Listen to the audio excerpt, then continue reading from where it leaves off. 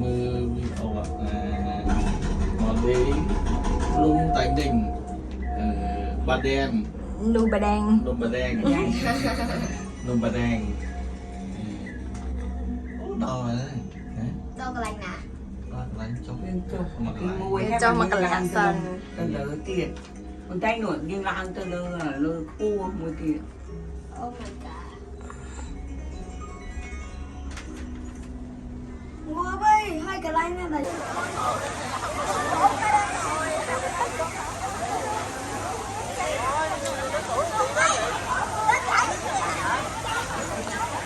nãy này mà đo vọt pa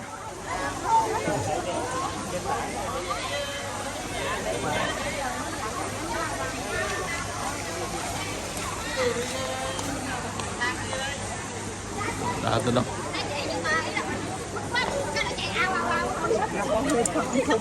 còn đang gì đó chết thôi chôn.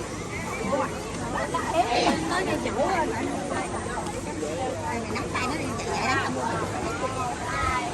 đó.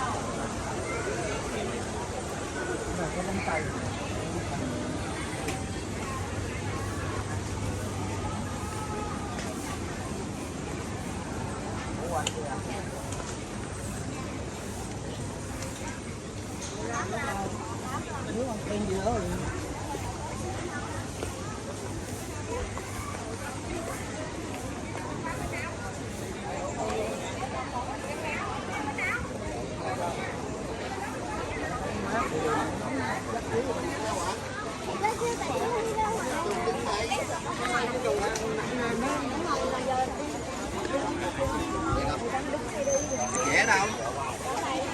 rồi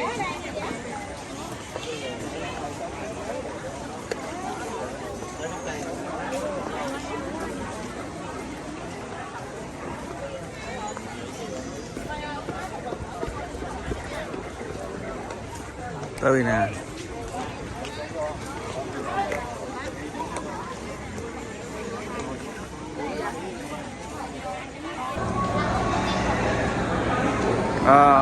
lại ơn từ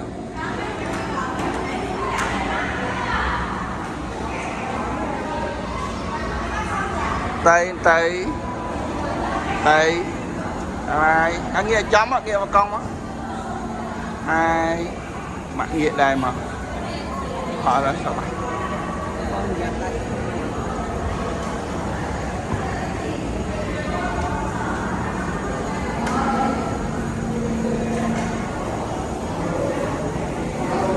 wow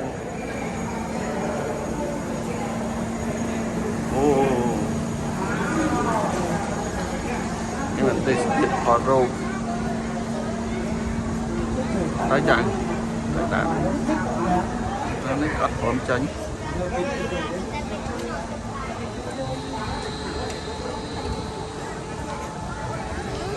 hey hey nè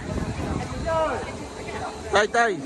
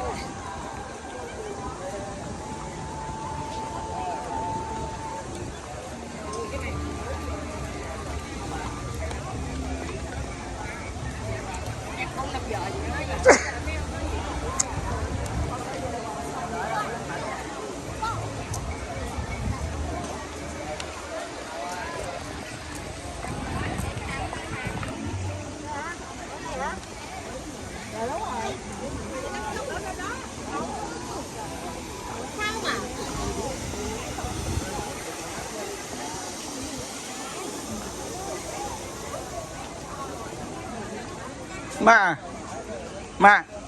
tôi thốt một buôn này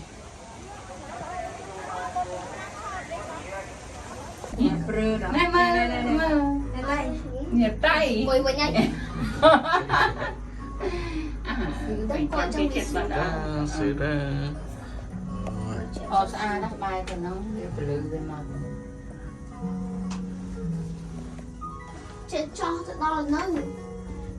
Cho đấy nuôi cho tại ăn tụi bò cho chết đó lấy ôi rồi nữa khơi với tụi bồ về lâu chết đó lấy phải cam đó là tao bay thế đó này làm được tí tí từ đó lừa cốt bệnh on hả chứ rồi bây thời là tơi từng on màu từng on đây này Thật là vừa Từ mà chứ đâu mò nó cái lư tộc mệt thế này đó nó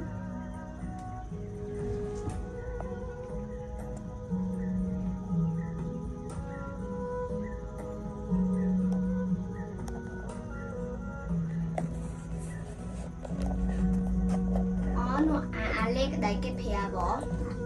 để mà lấy của lấy bờ vô cái ai map nổ tay rồi lấy bờ vô cái nào lên bởi đây nè anh thấy thiếu vậy lấy đây cái tạc tam map lấy bờ vô nhưng mà đây mà ăn hay ta có Ăn lên leg hay bây thành để sớm ăn hay tận bây thành để coi nào đấy kho kia kho ai chứ mấy cái đấy mấy đứa nhiều xỉu này ai bị chào Yay! That